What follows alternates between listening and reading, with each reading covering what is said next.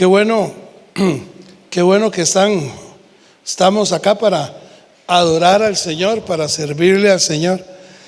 Y yo le decía al Señor ahora mientras cantábamos, que son, como dice Fabián, son cantos un poquito viejos, ¿verdad? Pero que nunca pasan de moda, ¿verdad? Porque uno siempre quisiera, por lo menos es lo que a mí me pasa, espero que a usted también, uno quisiera poder decirle al Señor todos los días y de diferentes maneras que nos enamore, ¿verdad? Que nos conquiste. Yo creo que ha hecho bastante para conquistarnos. Yo creo que ha hecho más que suficiente para enamorarnos. Pero si a usted todavía le hace falta algo, que Dios haga algo para enamorarlo, y entonces, bueno, sería empezar a pedirle al Señor: Señor, has hecho bastante, pero yo creo que me hace falta un toquecillo. No sé qué es lo que usted necesita saber para o conocer o ver a Dios, para que usted pueda decir: estoy enamorado de Dios. Suena tal vez muy romántico, pero la verdad es esa. Nosotros nos entregamos a quien nos enamoramos, ¿verdad? Entonces, ¿qué mejor que Dios para enamorarnos de Dios? Vamos a orar. Dios, queremos abrir tu palabra y queremos que tu Santo Espíritu, que vive en nosotros, que está en nosotros, nos traiga luz en tu palabra para poder interiorizarla y que marque nuestra vida en este día, Señor. En el nombre de Jesús te damos gracias. Amén. El domingo pasado hablé sobre 4 fundamentos acerca de la madurez, ¿verdad? ¿Quiénes estudiaron el domingo pasado? ¿Okay? ¿Se acuerdan? La madurez es una decisión. La madurez es una decisión. El que decide si quiere madurar es usted. Nadie, por más que lo agarre a palos, lo va a madurar. La segunda es que la madurez es personal. Yo quisiera que aquel fulano fuera maduro, pero es personal. Tengo que vigilar. Primero tengo que decidir por mí, después tengo que trabajar por mí. Lo tercero, es que la madurez es en serio. No es un acto de charlatanería, no es un tiempo de gozo y decirle: Señor, hoy sí, mañana no. No. O es o no es en serio. Y por último dijimos que la madurez es radical. Es radical. Y dijimos que nadie, por más que la manzana se vea bien rojita, por más que lo que le van a ofrecer sea una manzana o lo que fuera, una lasaña de pollo bien sabrosa, bien jugosa, lleno de queso, y le dicen: vea, esta lasaña lo único que tiene es un 1% de veneno, puede comérsela con tranquilidad. Usted no se la come, ¿o quién se la comería? Porque no sabemos dónde está el veneno, ¿sí o no? O porque el veneno ya contaminó toda la lasaña. Bueno, es exactamente la vida de un cristiano. Por eso decimos que es radical. Usted puede empezar a darle cuentas o cuerda al pecado. Usted puede darle algún espaciecito. Pablo dice que no demos lugar al diablo. Y hablando de dar lugar al diablo, la idea de eso era una punta de alfiler pegada en un vidrio. Que el vidrio, usted siente todo lo que es aspereza, ¿verdad? Entonces en el vidrio, una punta de alfiler era lo suficiente para que el diablo pusiera su dedo, su garra, lo que fuera, y eso era suficiente para poder meterse en la vida de la persona y hacer lo que le diera la gana. Así es que hay mucha literatura, mucha Biblia para poder decir que tenemos que ser radicales. Radicales en nuestro proceso de crecimiento. Lo que pasa es que muchas veces nosotros como hijos de Dios somos muy alcahuetas y nos damos chances que creemos que podemos vencer y nos metemos en situaciones en las cuales creemos que podemos ganar, que podemos engañar, o que podemos decirle al enemigo: hey, yo soy hijo de Dios, a ver si me alcanza.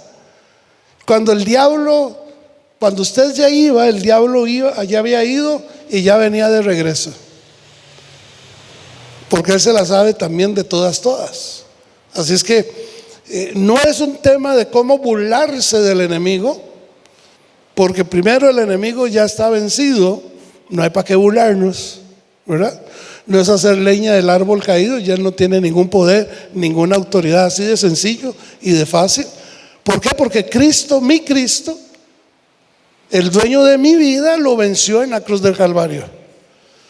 Así es que ¿por qué le tengo que tener miedo? ¿Verdad? Miedo tenían los sapricistas ayer como a las 5 de la tarde. Después de las 8 ya perdieron el miedo, ¿verdad? Como a las 9 ya perdieron el miedo, o a las 10. ¿Por qué? Porque ya, ahora ese sí es. Pero bueno, a lo que quiero llegar, hermanos, es que la madurez es de toda la vida. No podemos decir yo soy maduro hoy y mañana no. Vamos en proceso. Y qué mejor que Pedro, un ejemplo bíblico de madurez. Pedro. Ustedes conocen a Pedro, ¿verdad? El Señor lo llamó siendo un pescador y lo de pescador nunca se le quitó. Entonces Pedro empieza a seguir al Señor. El Señor le dice: deja todo. A él y a los hermanos: deja todo y sígueme, y los voy a hacer pescadores de hombres. Y Pedro dejó las barcas, dejó la esposa por un rato. Digo por un rato porque después encontramos en la escritura que Pedro invita al Señor Jesús a pasar a su casa para que le sanara a la suegra, y parece que ahí hubo un pequeño problemilla, ¿verdad? Por haber entrado a sanar a la suegra. Pero bueno, eso es un tema de Pedro y Jesús, eso dejémoslo aparte. Pedro sigue creyendo en el Señor y sigue caminando en el Señor y sigue caminando con Jesús, ¿verdad? Cuando llegan los soldados antes de esto, Jesús está hablando y diciendo lo que le va a pasar. Y Pedro se levanta porque Jesús dice: ¿quién dice ustedes quién soy yo? Y él se levanta y dice: tú eres Cristo, el Hijo del Dios viviente. Y Jesús le dijo: eso no se lo reveló ni sangre ni carne, sino el Padre que está en los cielos. Y sobre esa verdad que tú acabas de decir, que yo soy el Cristo, el Hijo del Dios viviente, que yo soy el Mesías que estaban esperando, que yo soy el libertador que estaban esperando, sobre esa verdad yo voy a edificar mi iglesia, nosotros. Sobre la verdad de que Él es el Rey, Él es el Señor, Él es el Hijo de Dios. No sobre la verdad de una fundación, de una asociación, de una denominación o de un hombre que se arroja al decir que es ungido de Dios. Es sobre la verdad de que Cristo es el Hijo de Dios y que sobre Él vamos a edificar. Entonces Pedro dice esa gran verdad, ¿verdad? Esa gran verdad. Pero unos días más adelante, Jesús está diciendo esto perdón, en ese momento Pedro dice eso e inmediatamente Jesús empieza a hablar de cómo va a padecer, y Pedro dice: eso no te va a pasar porque yo te voy a defender. Le salió lo de pescador. Yo te voy a defender. Y no va a pasar. ¿Y qué le dijo Jesús? Apártate de mí, Satanás. Wow, qué cambios, ¿verdad?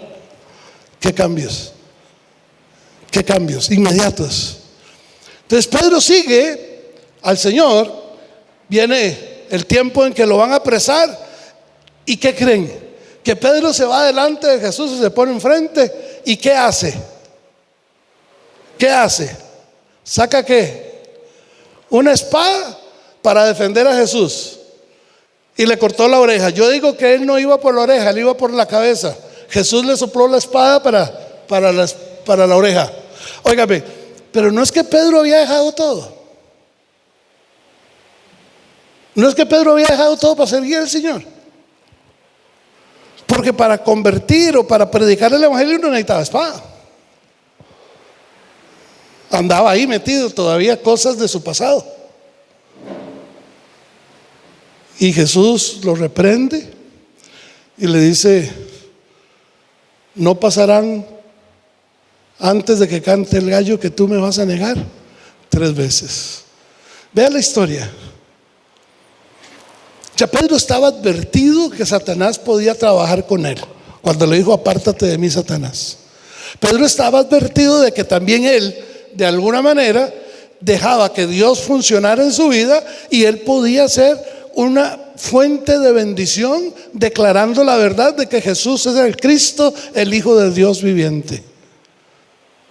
Y viene la crucifixión y empieza Pedro a andar por escondidas por ahí para ver qué le pasaba al Señor. En vez de andar todo valiente a la par del Señor, andaba a escondidas hasta que le dijeron: ay, pero usted es uno de aquellos.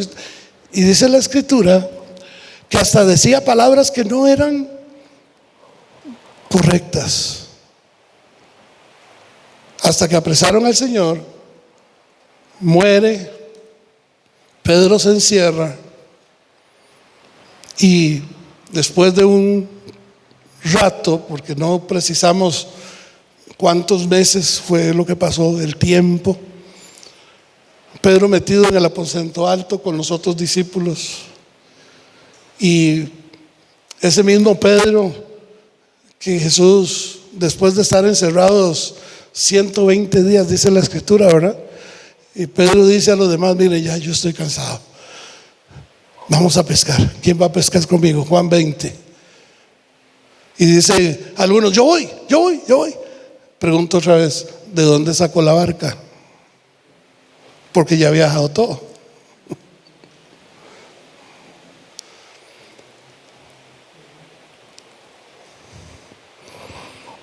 Muere el Señor, resucita, se le aparece a Pedro, se le aparece a los 2 discípulos. El Señor asciende, viene por primera vez el Espíritu Santo y radica, vive, habita en el corazón de todos aquellos que creen que Jesús es el Señor, el Hijo del Dios viviente. Vive y entra en el corazón de aquella multitud que había, de todos los que creían en el Señor. Y dice que después de esto, Pedro, el mismo Pedro, todavía no cambiamos de Pedro, es el mismo Pedro,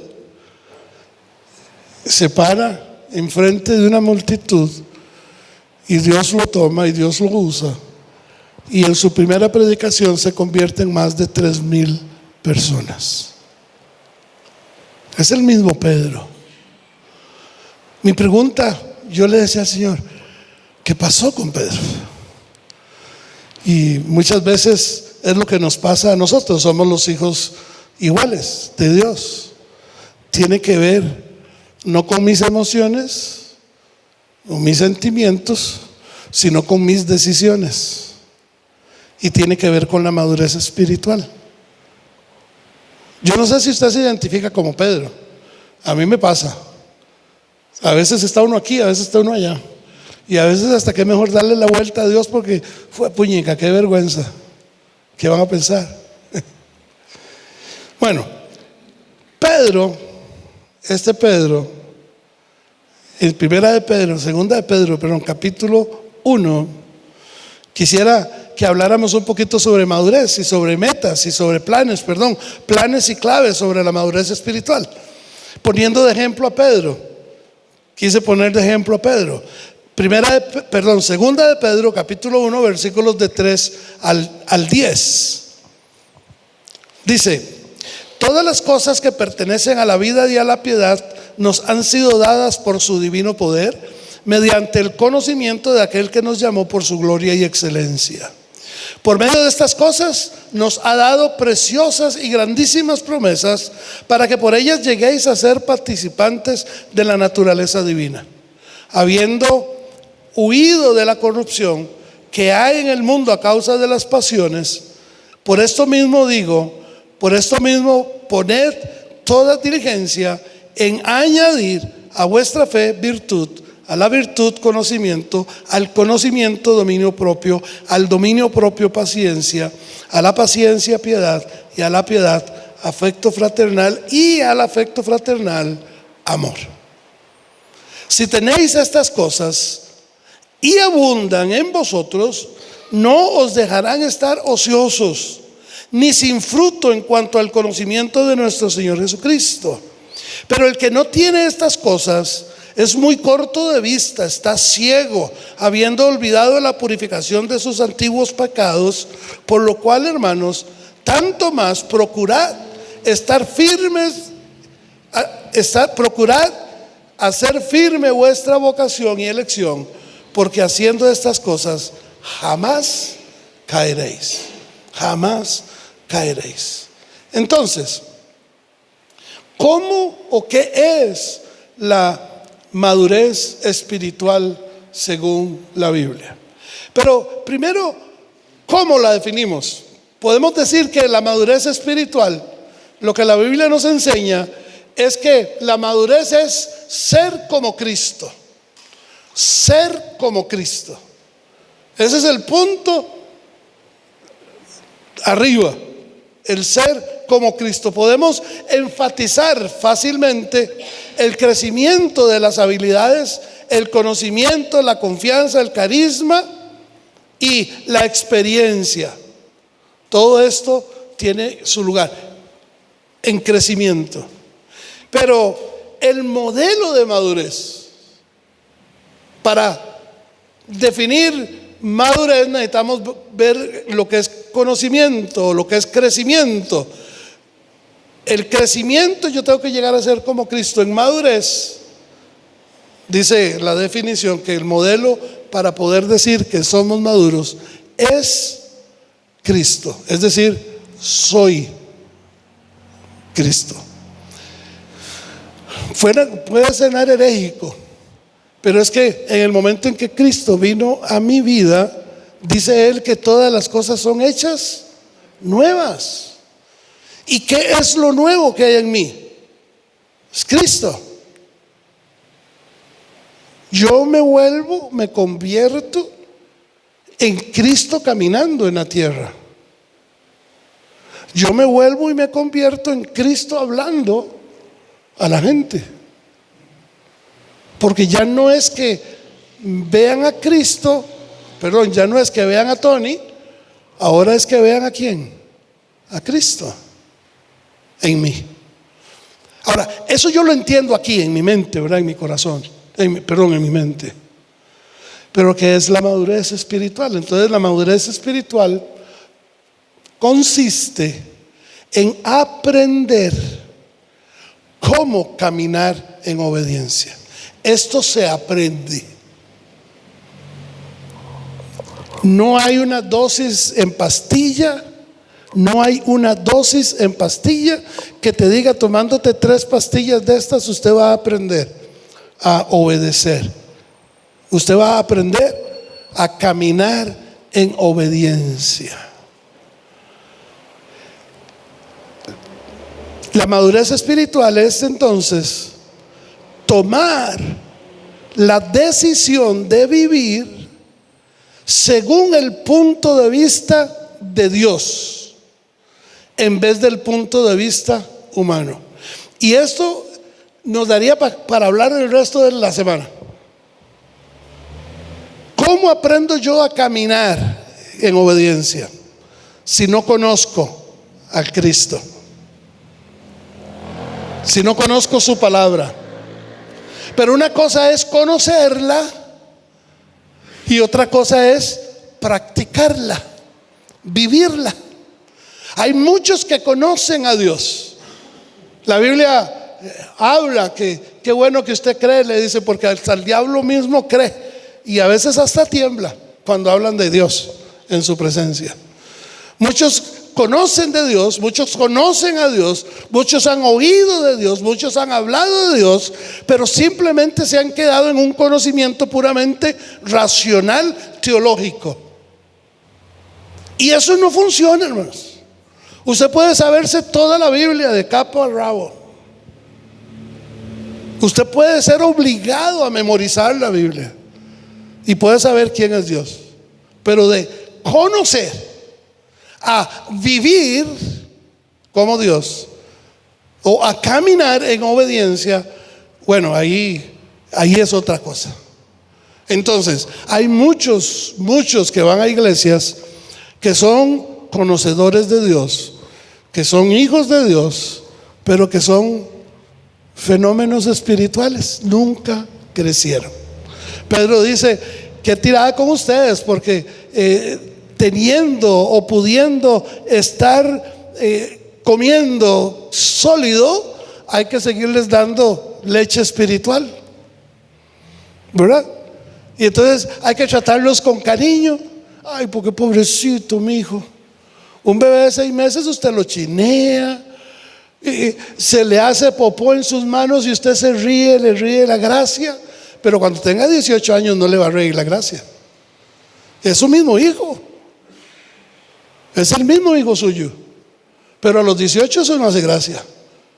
A los 2 o 3 meses todo se ríe.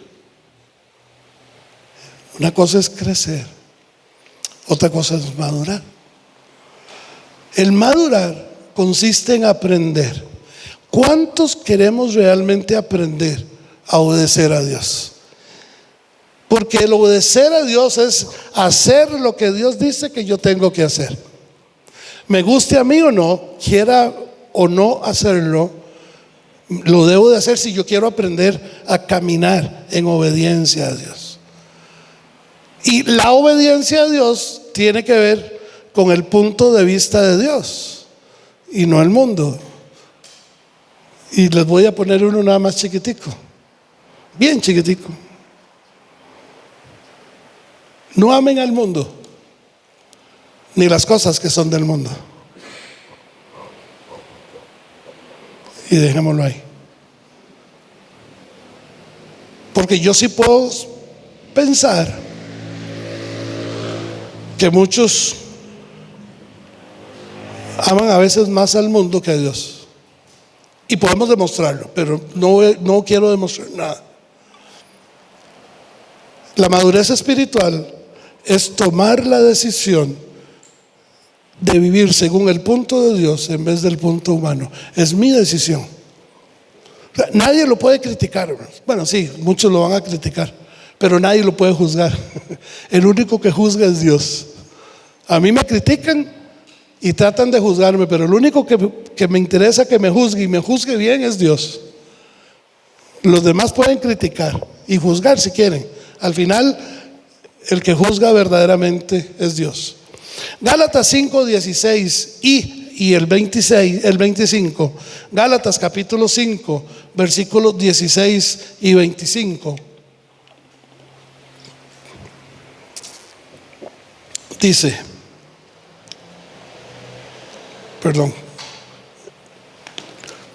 Dice, andad en el Espíritu y no satisfagáis los deseos de la carne. Caminen en el Espíritu. En la Nueva Traducción Viviente dice, dejen que el Espíritu Santo los guíe en la vida. Entonces no se dejarán llevar por los impulsos de la naturaleza pecaminosa. Porque si yo no me guío por lo que Dios dice en su palabra, me voy a guiar por los impulsos y por mis sentimientos de un mundo quebrado, de una vida destrozada, de una vida sin Cristo, una vida pecaminosa que me va a guiar el resto de la vida. Yo tengo que tomar la decisión por quién quiero ser guiado, o por Dios o por el mundo. Es el versículo 16. Y leí el 25, se los leo. Ya que vivimos por el Espíritu, sigamos la guía del Espíritu en cada aspecto de nuestra vida. Pero esa es la Nueva Traducción Viviente. Pero la Reina Valera dice: si vivimos por el Espíritu, andemos también por el Espíritu.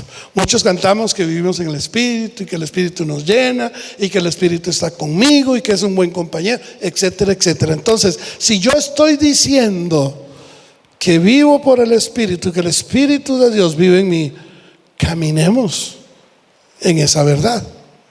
Caminemos en esa verdad, ¿verdad? Qué difícil es que yo llegue a Estados Unidos y diga: yo soy costarricense, pero por todo lado ando en una bandera que dice viva Colombia. Pura vida, pana. ¿Y cuál es su comida preferida? La arepa o la bandeja paisa, no sé. Eso es Venezuela, no sé. Yo soy tico.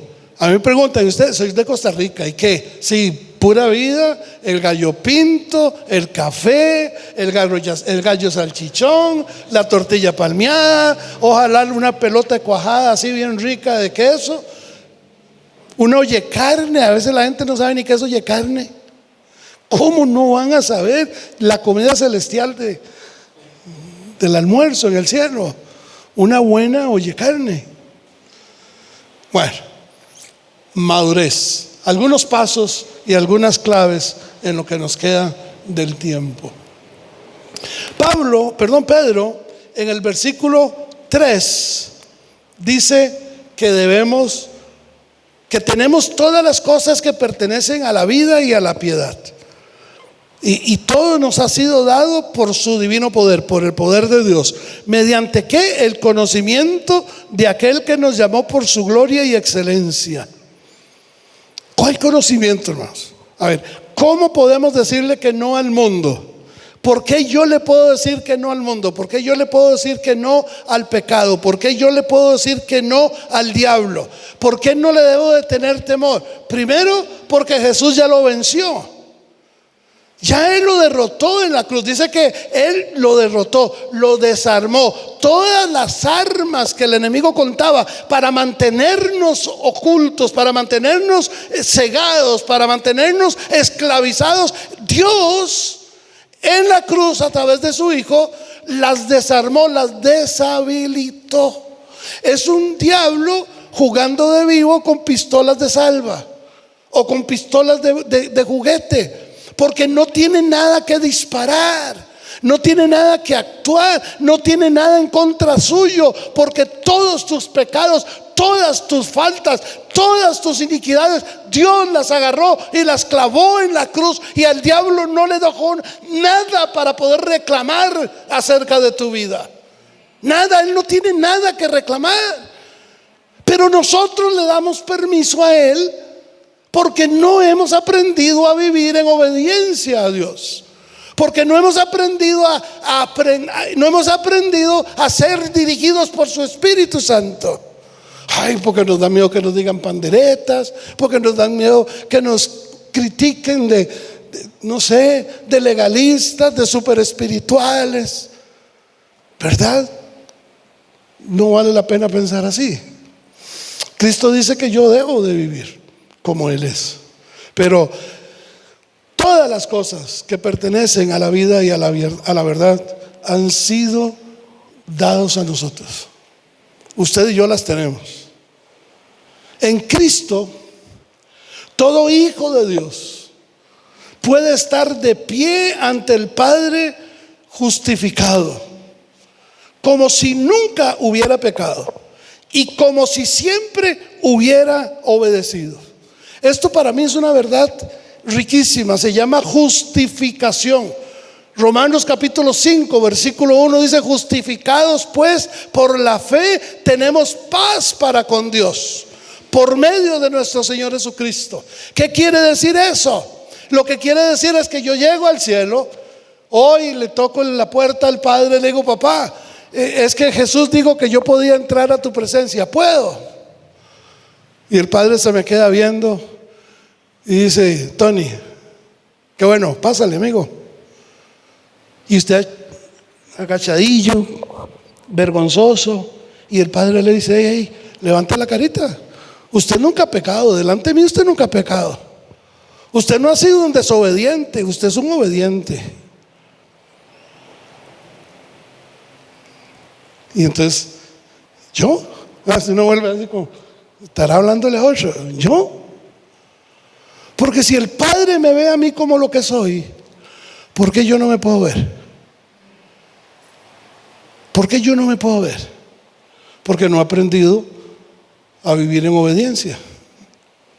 Porque no he aprendido a decirle a Dios siempre sí y al mundo siempre no. Delante del Padre, nosotros como hijos de Dios podemos llegar a Él y estar enfrente a Él de pie, justificados, como si nunca hubiéramos pecado y como si siempre hubiéramos obedecido. Eso es gracia y eso es misericordia. Porque si Él nos ve como si no hubiéramos obedecido, ya nos hubiéramos muerto. Porque Él no nos da lo que merecemos, nos da lo que no merecemos. Esa es la gracia. Nos da salvación, nos da justificación, nos da paz. Pablo le recuerda en los versículos 2 y 3 a la iglesia, y les dice: vea, ustedes recibieron gracia y paz. Ustedes recibieron gracia y paz de Dios. Y esa gracia y esa paz que Dios nos ha dado se debe convertir en procesos de intimidad con Dios. Porque si yo tengo paz de poder entrar a la presencia de Dios, ¿por qué no la uso? Si yo tengo esa gracia de Dios, puedo tener esa confianza de entrar al Padre, y antes de que me parta un trueno, ¿verdad?, poder decirle a Dios: ve, soy yo. Y Dios va a decir: uy, mi hijo, mi hija, este nunca pecó. Se vuelve a los ángeles que están: vea, este nunca ha pecado, este siempre ha obedecido. Dios en su divino poder nos ha dado todas las cosas que necesitamos para vivir una vida recta. Versículo 3 una vez más: todas las cosas que pertenecen a la vida y a la verdad, a la vida y a la piedad, nos han sido dadas por su divino poder. Usted quiere contradecirle a Dios, pero ¿cuántas veces lo has hecho? Ay, Dios, yo eso no puedo. No, Dios guarde, me estás pidiendo algo que es imposible. ¿Cómo voy a decirle que no a ese muchacho tan guapo, tan lindo? Es que me ama tanto. Es que me lo muestra. Sí, lo único es que todavía no te conoce. ¿Y qué dice la Biblia? Dios, es que este es el negocio de mi vida. Con esta ganancia yo voy a poder seguir manteniendo a mi familia. Vamos a poder vivir en paz. Entonces, ¿de quién dependes? ¿De un negocio o de Dios?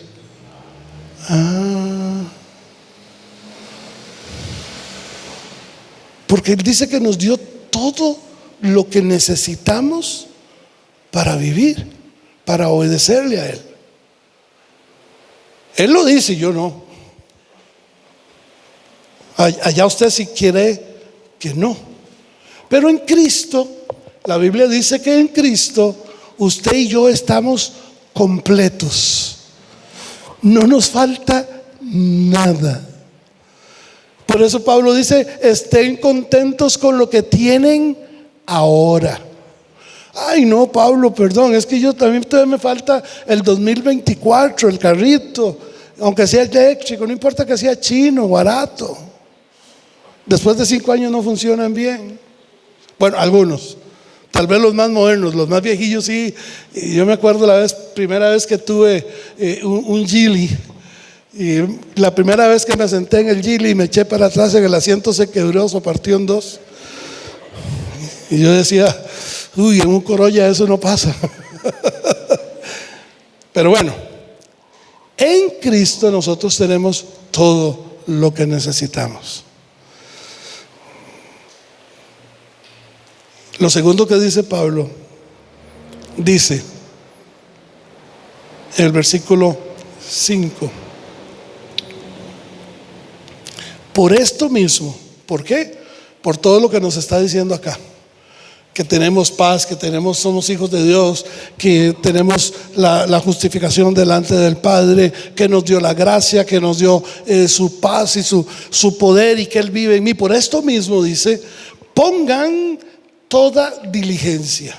Este término de poner toda diligencia es interesante, y la idea de poner toda diligencia lo podemos traducir como: a ver, sean rápidos, pónganle, vayan rápido, con fervor, con esfuerzo, háganlo eficientemente, no dudando, corran, háganlo, pongan diligencia. Como si usted supiera que el 06 con la 345 va a salir hoy en la tarde a las 6, a las 7, y va a salir como el acumulado. Y que si usted tiene un billetito de esos, un pedacito, le va a significar alrededor de 200 y pico de mil de millones de colones en su cuenta. Póngale, vaya, búsquelo, el 06 con la 345, póngale. Porque eso lo va a salvar a usted para el resto de su vida.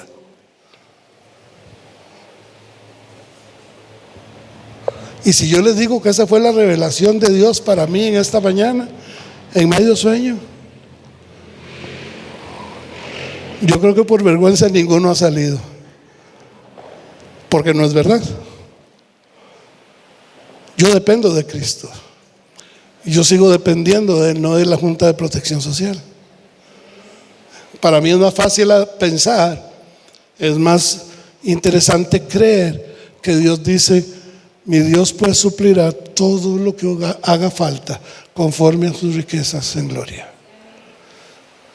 Cuando Pablo dice pongan toda diligencia, lo que está diciendo es: a ver, caminen, háganlo rápido.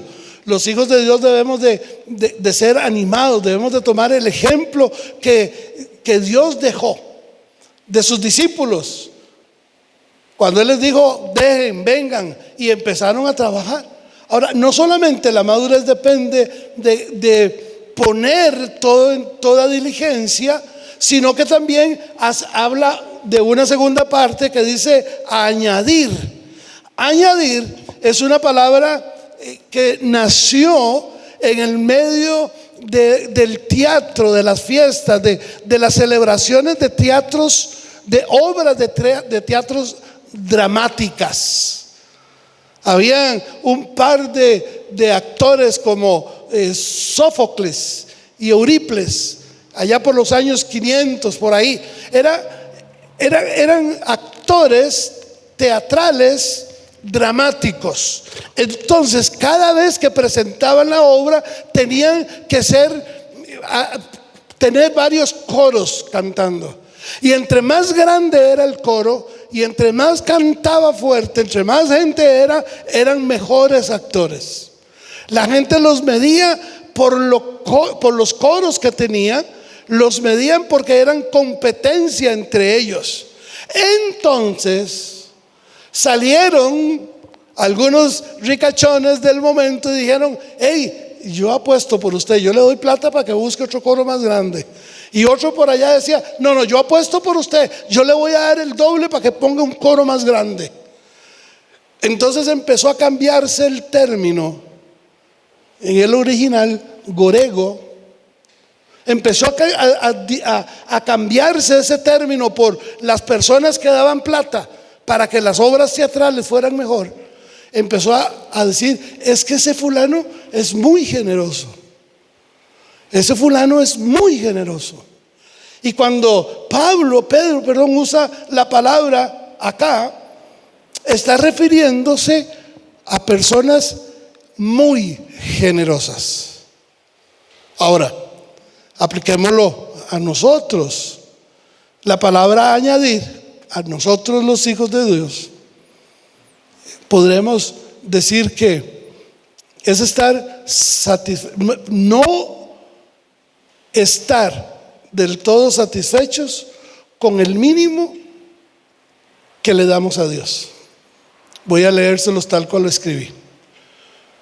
Pedro usa la palabra añadir en el sentido de que los hijos de Dios no pueden estar satisfechos con solo hacer lo mínimo, sino que tienen que ser muy generosos. Hay muchos que se viven o que viven la vida cristiana en el mínimo. En el mínimo.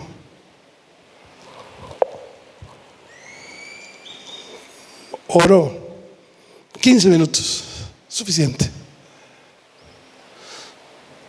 Doy de lo que me sobra. La Biblia nunca habla de limosnas.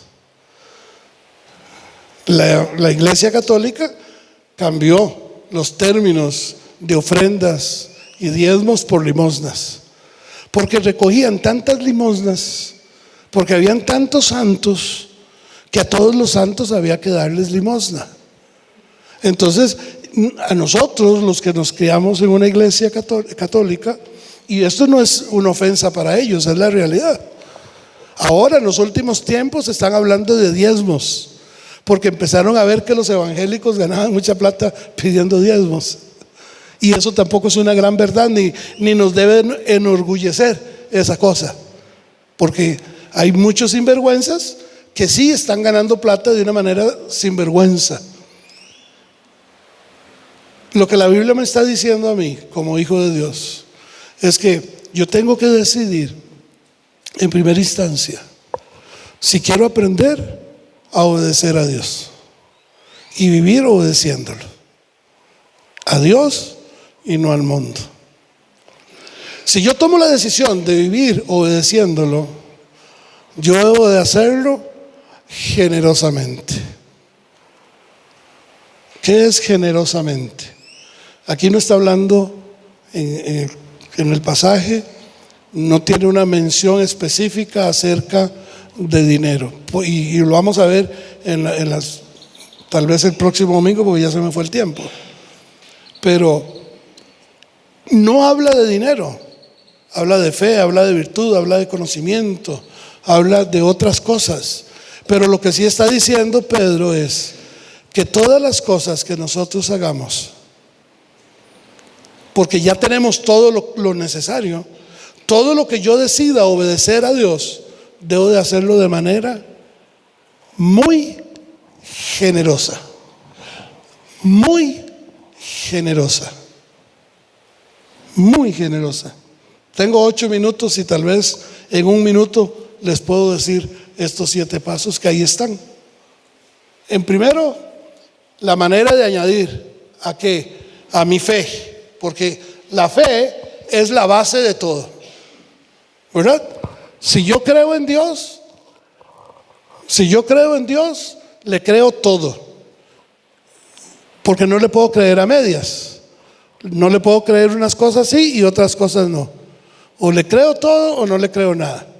Entonces, lo primero, la primera exhortación es esa: añadir a la fe, a esa confianza que yo tengo en Jesús. Dios a mí me dice: tírese en el guindo y yo me tiro. Yo, no sé usted, pero yo lo hago. Y muchas oportunidades Dios nos ha dado para poder aprender a confiar en eso. No es de la noche a la mañana, hermanos, no es de la noche a la mañana, pero hay una decisión y Dios respeta mi decisión. Y cuando Él acepta mi decisión, me prueba. Yo le digo: Señor, yo creo en ti, en todo lo que tú me digas. Y entonces Él me, de verdad, vamos a ver si es cierto. Yo quiero servirte, Dios, yo quiero ser un buen hijo tuyo, yo quiero que tú me uses para tu gloria, para tu honra, yo quiero llegar a hacer esto, lo otro, por aquí, por allá.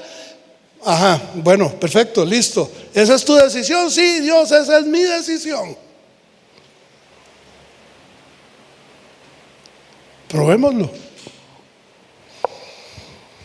A ver si el rollito de jamón sabe a jamón. Sí, probémoslo. La fe, debemos de ser sumamente generosos. La fe es creer en la palabra de Dios, actuar de acuerdo con ella sin importar lo que sientes, porque Dios promete siempre un buen resultado. El mundo me dice a mí: haga lo que sienta, siga su corazón, siga sus impulsos, siga sus pensamientos, siga sus sentimientos. La Biblia me dice a mí: sigue a Cristo. Es un mundo totalmente diferente, ¿sí? Fe es el cimiento de la palabra, de los hijos de Dios. Es el cimiento de todas las demás cosas que nosotros debemos tener para madurar, para aprender a ser maduros. Judas, capítulo 1, versículo 20 dice: pero vosotros, amados, edificándoos sobre vuestra santísima fe, orando en el Espíritu Santo.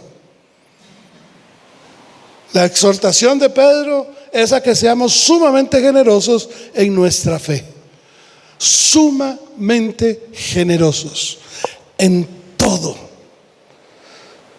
En todo. Porque todo lo que yo tengo es de Dios. Lo acaba de decir: todas las cosas que pertenecen a la vida y a la piedad nos han sido dadas. Empecemos por lo que más nos duele, ¿verdad? A muchos lo que más les duele es la billetera.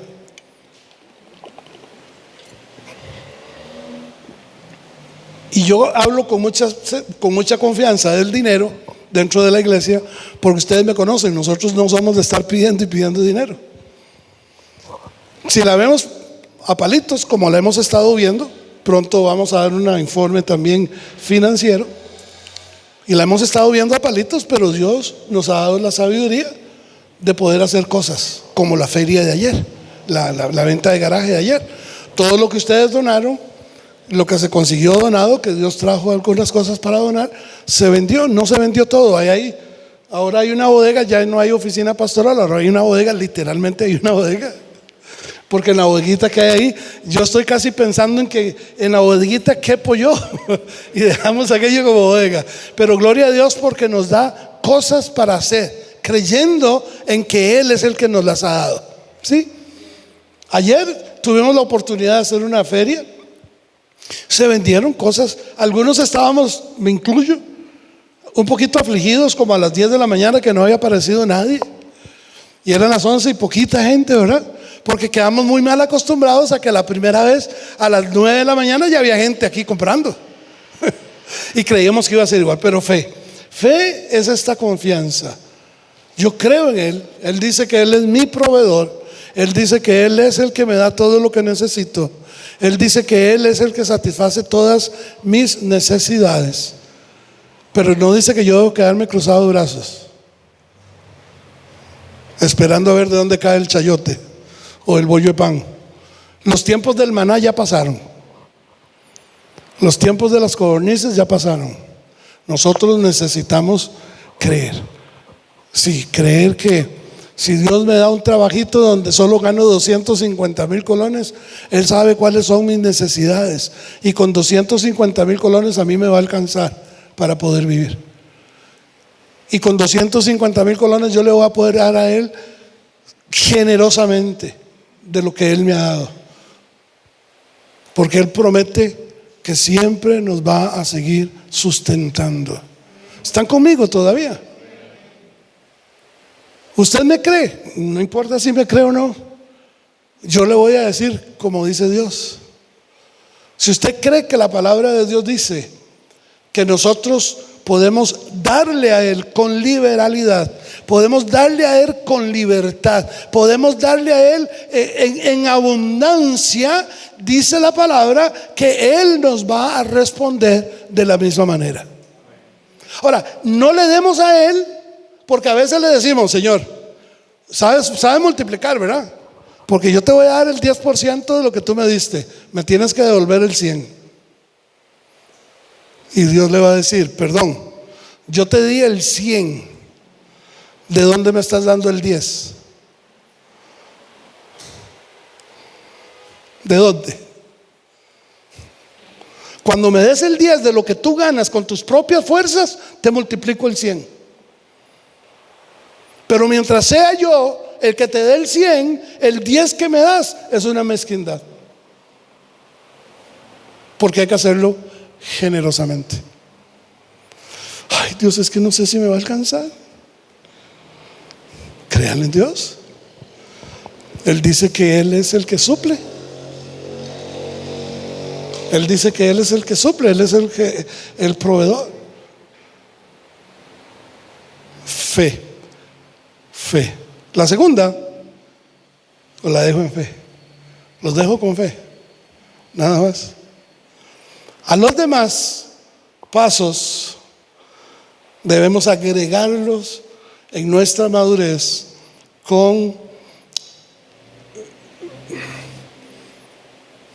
de una manera generosa. Solo los digo: virtud, excelencia en el cumplimiento de algo. ¿Soy yo excelente en lo que Dios me dice que debo de hacer? Es virtud. A eso nos llamó Dios. Como hijos de Dios somos hechos para alabanza de su gloria. Lo hago generosamente cuando canto al Señor aquí en las mañanas. Lo hago generosamente cuando lo adoro en mi casa. Pastor, ¿qué es eso? Es que nunca he oído a Thalía. Bueno, ahora dicen que hay Marcos Witt con Thalía, ¿verdad? Habría que buscar otro ejemplo, pero no sé. Como dicen en el programilla ese de la historia, no sé, Rick, me parece falso. Dejémoslo ahí. Virtud es hacer las cosas con excelencia, es cumplirle a Dios con excelencia. Conocimiento de una manera sabia, sabia es conocimiento, sabiduría, pero también el conocimiento debe ser generosamente. Si yo no leo la Biblia no me va a decir nada.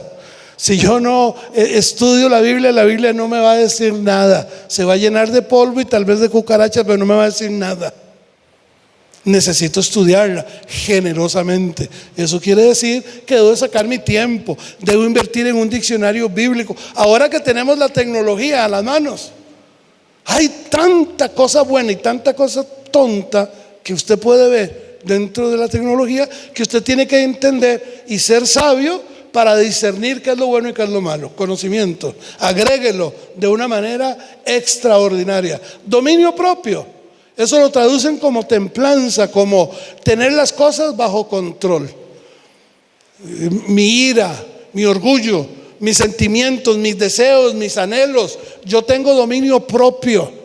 No puedo acceder a mi glotonería porque eso es un deseo carnal. Yo no puedo acceder a mis deseos de tener siempre grandes cosas o cosas, no importa lo que sea. Tengo que ir a la pulpería y tengo que comprar algo porque tengo que comprar algo.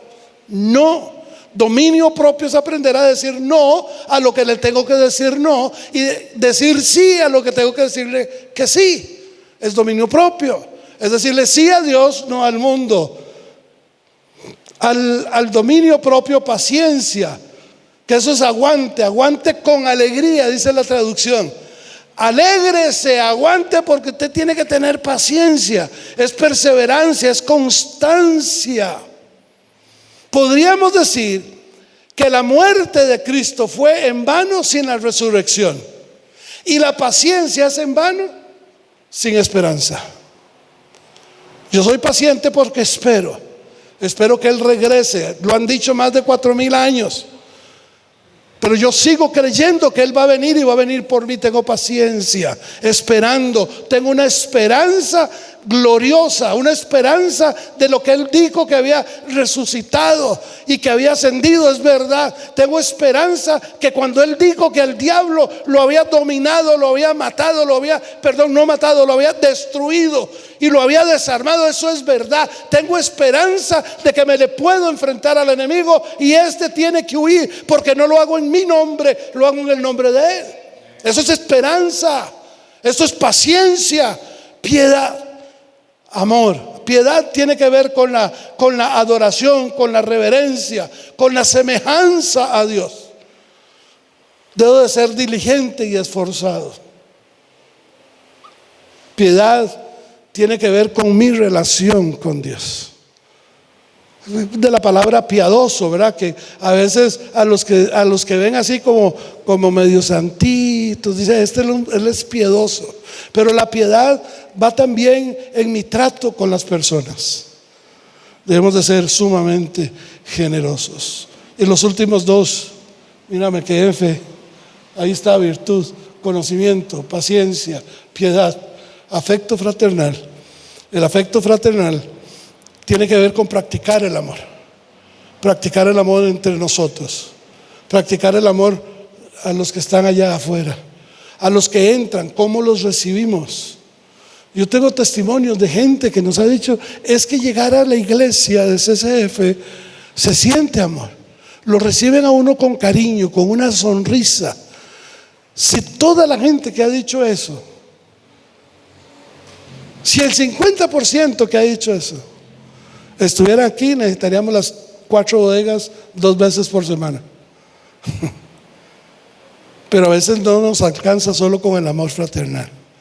Necesitamos equilibrarnos, ¿verdad? No todo siempre es amor. Y por último, el amor ágape, el amor de dar sin esperar nada a cambio. Ese amor que Jesús derramó en nuestros corazones. Ese amor que yo doy abrazando sin esperar que me abracen. Ese amor que yo doy diciendo que le amo sin esperar que me digan que me ama. Ese amor que yo doy sin esperar absolutamente nada a cambio. El amor, hagámoslo de una manera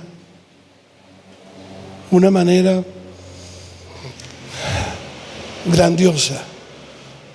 Añadimos, seamos sumamente generosos en esto. Es la manera de poder ser maduros. Madurez no es llegar a la plataforma a cantar y a predicar. Madurez no es llegar a ser líder dentro de la iglesia o siervo dentro de la iglesia. Madurez no es que me vean como con cara de santo y aureola aquí en la UPA. Eso no es madurez. Madurez es ser Cristo caminando. Ahora, eso necesitamos, que hermanos, tiempo, decisiones. Porque día a día usted tiene que tomar decisión si sigue a Cristo o sigue el mundo. Si sigue a Cristo o sigue el mundo. Es importante. Es importante. Termino con los versículos 8 y 9. 8, 9. Y ahí lo dejo. Todavía me quedan 2 minutos para la hora. Amor y la clave de la madurez. Porque si estas cosas, ¿qué cosas? Fe, virtud, paciencia. ¿Qué más? Vamos para arriba. De amor fraternal, dominio propio, conocimiento. De ahí para arriba. ¿Qué más de eso? Todas las cosas que pertenecen a la vida y a la verdad. Pero si estas cosas, dice, están en vosotros y abundan, no solo están, abundan, dice, no os dejarán que estar ociosos, ni sin fruto. Eso no nos va a dejar estar ociosos. Eso va a decir: hey, machillo, son las 9, no te veo alistándote para ir al culto. Hoy es miércoles. Ay, Dios, pero es noche de campeonato, es la copa de la FIFA. Y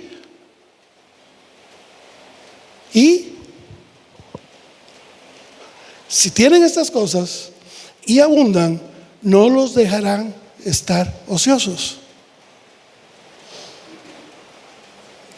ni sin fruto. ¿Y cómo podemos conocer? Si solo venimos los domingos, y les doy una prueba. El próximo domingo, todos los que quieran probar, voy a tener un sándwich tipo baguette para cada uno. Para cada uno le voy a poner mantequilla, le voy a poner queso, le voy a poner jamón, le voy a poner, dicen los mexicanos, harta lechuga, un montón de tomate, para que se vea bien grandote, y se lo voy a dar a comer. Pero eso sí, usted me tiene que firmar un documento donde me dice que a partir del domingo, después de que se termina el sándwich, no va a comer nada hasta el otro domingo. ¿Ok? ¿Quiénes vienen? Pues eso es lo que hacemos con Dios. Eso es lo que hacemos con Dios. Creemos que lo que nos alimentamos el domingo es suficiente para toda la semana. Y el resto de la semana son otros los que nos acompañan. No es Dios, no es el Espíritu Santo. Los cantos ya no son de alabar al Señor, ya no son de Él es mi Rey. Ya los cantos son diferentes. Si tenemos estas cosas en vosotros, si estas cosas están en vosotros y abundan, no os dejarán estar ociosos ni sin fruto en cuanto al conocimiento de nuestro Señor Jesucristo. Pero, 9, pero el que no tiene estas cosas,